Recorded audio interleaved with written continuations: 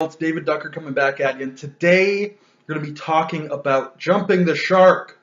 Now, I've already talked about this. I did at least one previous video about jumping the shark. This is a little different. Maybe I should retitle this. Maybe this video should be titled False Advertising and When It's a Good Thing. It's kind of a long title, but it's more accurate. I was watching a video by our man Tetsubo. Go check out his channel. He does a lot of RPG videos and a lot of videos that have nothing to do with RPGs. I like his RPG videos. I don't watch his other videos, and I'm sure he doesn't care at all. You know, he's a great guy, but he's an island. He needs no man's opinion. That's why I like him so much. Anyway, he's doing a review of Metamorphosis Alpha. Metamorphosis Alpha, for those who don't know, is a very early role-playing game. It might have been the first sci-fi RPG. It still has, I believe, a current edition, and that's what he was reviewing. And the premise is that there's this colony ship, this O'Neill cylinder, I believe. And so it's a tube, right? And inside the tube, on the inside, you've got a whole landscape. So if you take a flat planet and roll it up into a tube and glue the edges together and then pinch down the ends and then start spinning it so you get gravity inside, that's basically what an O'Neill cylinder is.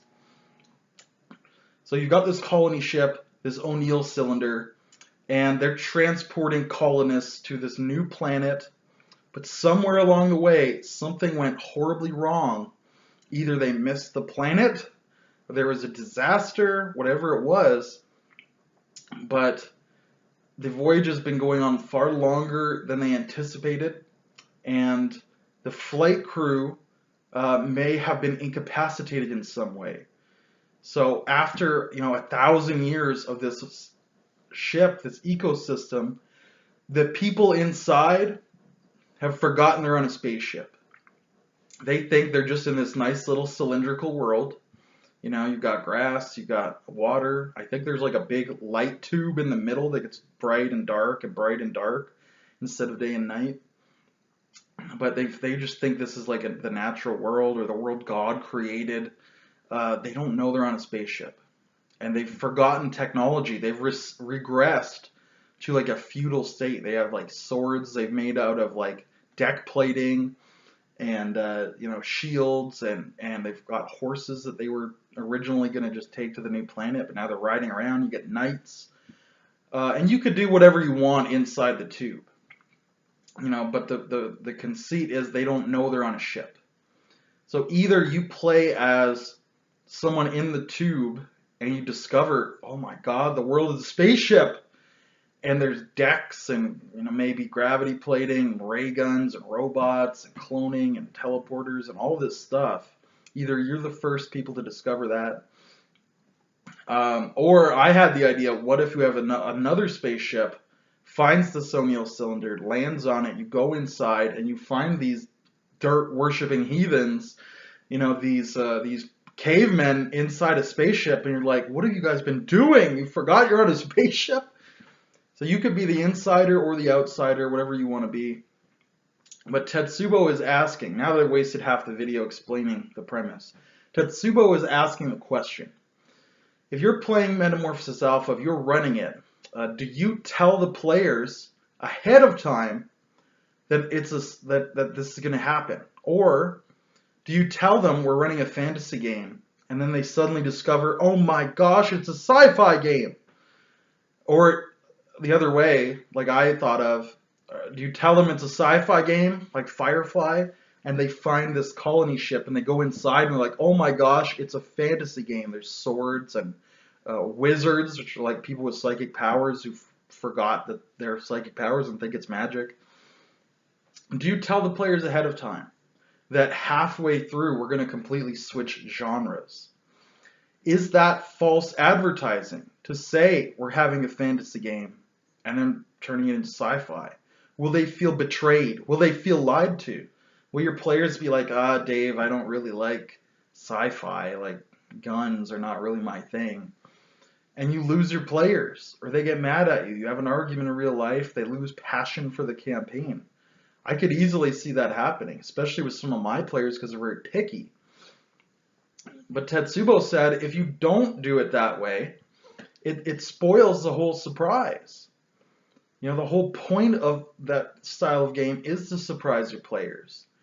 Is to have them really dedicated and then switch and they're like, oh, you know, it's like you're eating a chocolate and it's like, oh, there's nougat inside. I love nougat, right? But if they don't love nougat, it could be like, oh, a chocolate. Oh, there's orange. I don't like the chocolatey orange goodness. You know, so at what point does it become false advertising, and at what point do you spoil that surprise? Maybe I should call the video campaign spoilers. So I'm asking you in the comments below, if you're running Metamorphosis Alpha, what do you do? How do you handle it? Do you tell the players ahead of time, or do you let them be surprised? Would your players react well or poorly to this? You know, and I've heard horror stories about this where, you know, somebody said, hey guys, let's play Warhammer Fantasy. And somebody else is like, oh, no, I hate fantasy.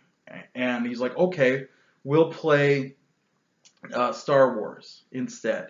And then you're playing Star Wars, and the spaceship crash lands, and you get out of the spaceship, and you're in Warhammer Fantasy. And it's like there's elves and goblins and magic and such, and you're like, I wanted to play Star Wars, and you said we could play Star Wars, and then you put me into Warhammer Fantasy, which is what I told you not to do. I told you I wasn't interested in that, and you put me into it anyway. And the GM, of course, will be like, oh, well, it's still Warhammer, it's just this planet is kind of like, or it's still Star Wars, but this planet is kind of like Warhammer. And then, of course, they just never let you off the planet. You know, is that an evil action? Will that affect your alignment? Or is that just a fun surprise and it's great? You know, at what point does it become a real surprise, and at what point is it GM manipulation? It's another question. But I thought it was a really interesting topic to discuss. My answer is probably just that you have to fit it to your players. And I would try to surprise them, but I'd also try to plan ahead and anticipate what they would like or what they would not like. And I might tell them, like, okay, we're going to do something a little different. There's a big surprise, like, halfway through. You know, I might tell them that there is a surprise, so they keep their mind open. But it really depends on your players. Some of my players, they would hate this so much, I just know they would. And then some of my players, you know, they'd be like, oh, that's cool, okay, whatever. And they'd be largely indifferent, perhaps.